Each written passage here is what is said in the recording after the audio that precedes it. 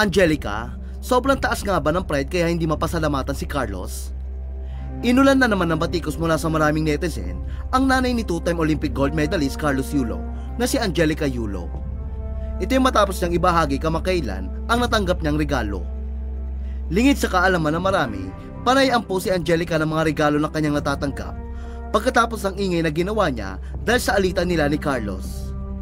Mula nga na manalo sa Paris Olympics si Carlos at makatanggap ng sandamakmak o milyong-milyong incentives, kapansin-pansin na panay naman ang flex ni Angelica ng mga regalong kanyang natatanggap.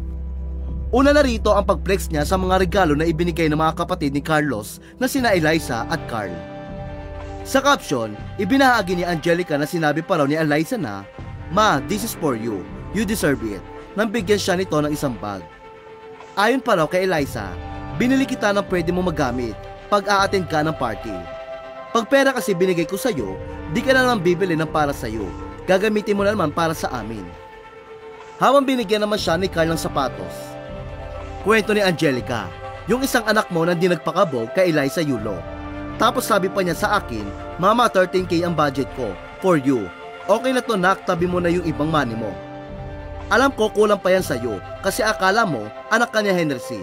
Sa lakas mong gumastos. Thank you so much, Carl Yulo." Malakas nga ang kutob ng marami na nagpaparinig si Angelica kay Carlos, na hanggang ngayon ay hindi pa rin siya binibigyan ng balato mula sa milyong-milyong pisong natanggap nito. Samantala, sa ngayon ay burado na ang naunang post si Angelica. Ngunit nitong August 18 lamang, mapapansin na nag-post siya ng bago, kung saan ipinex naman niya ang natanggap niyang regalong sapatos. Pinasalamatan ni Angelica ang social media influencer na si MJ Kiambao Reyes dahil sa sapatos. Ani ni Angelica, "Thank you Miss MJ Kiambao Reyes and to your friends for this. God bless your kind heart."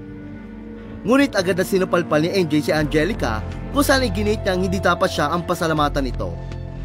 Ayon pa kay MJ, ang nasabing token of appreciation ay ibinigay nila sa lahat ng mga magulang ng mga Olympic medalists.